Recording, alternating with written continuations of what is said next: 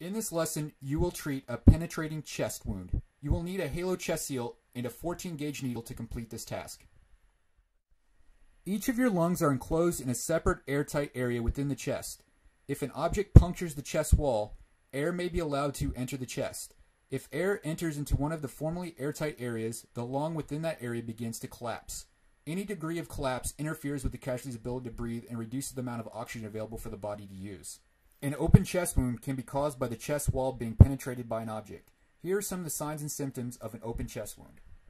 Sucking or hissing sounds coming from the chest wound. When a casualty with an open chest wound breathes, air goes in and out of the wound. The air causes the sucking sound. Casualty coughing up blood. Frothy or bubbling blood coming from the chest wound. Shortness of breath or difficulty in breathing. Chest not rising normally when the casualty inhales. Pain in the shoulder or chest area that increases with breathing. Bluish tine of lips, inside mouth, fingertips, and or nail beds. This is the procedure for managing a chest wound. Expose the area of the chest wound by removing, cutting, or tearing clothing from the wound. If clothing is stuck to the wound, do not try to remove the stuck clothing as this may cause additional pain and injury. Cut or tear around the stuck clothing. Do not try to clean the wound or remove objects from the wound. Next, you will want to seal the wound. Since air can pass through most dressing and bandages, you must seal the open chest wound with a plastic, cellophane, or other non-porous airtight material to prevent air from entering the chest and collapsing the lung. We will demonstrate how to use a chest seal. The edges of the sealing material should extend at least 2 inches beyond the edges of the wound. Have the casualty to exhale. Tell the casualty to exhale, breathe out, and hold his breath. This forces some of the air out of the chest wound. The more air that can be forced out of the chest before the wound is sealed, the better the casualty will be able to breathe after the wound is sealed. Have the casualty to exhale. Apply the sealing material over the wound. Tension pneumothorax occurs when there is a buildup of air under pressure in the pleural space and the air cannot escape. As the air outside the lung continues to increase, the affected lung continues to collapse. In addition to causing further collapse of the affected lung, the increasing pressure of the trapped air pushes the mediastinum, the mass of material separating the two pleural sacs. This movement of the mediastinum may compress the uninjured lung, major blood vessels, and the heart. You will need to perform a needle chest tension pneumothorax. Here are the signs and symptoms of tension pneumothorax. Anxiety, agitation, and apprehension.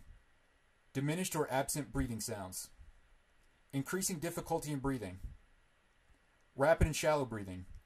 Distended neck veins. Abnormally low blood pressure. Evidenced by a loss of radial pulse. Cool, clammy skin.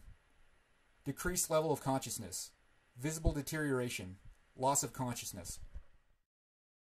If you have determined the casualty suffers from tension pneumothorax, you will need to perform a needle chest decompression.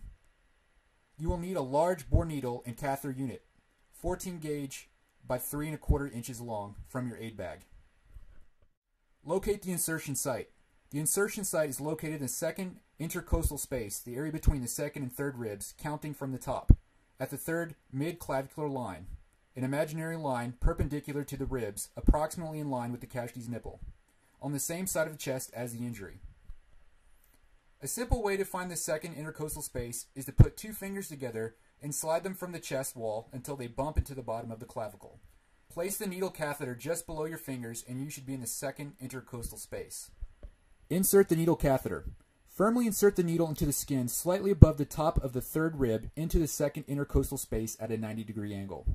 Continue inserting the needle with its catheter covering all the way to the hub. You will feel a pop as the needle enters the chest cavity. A hiss of escaping air under pressure should be heard. Advance the needle catheter. Continue advancing the needle catheter all the way to the hub. Withdraw the needle. Withdraw the needle while holding the catheter in place. The catheter will remain as a means for air trapped in the chest to continue to escape to the atmosphere. Secure the catheter with the strip of tape.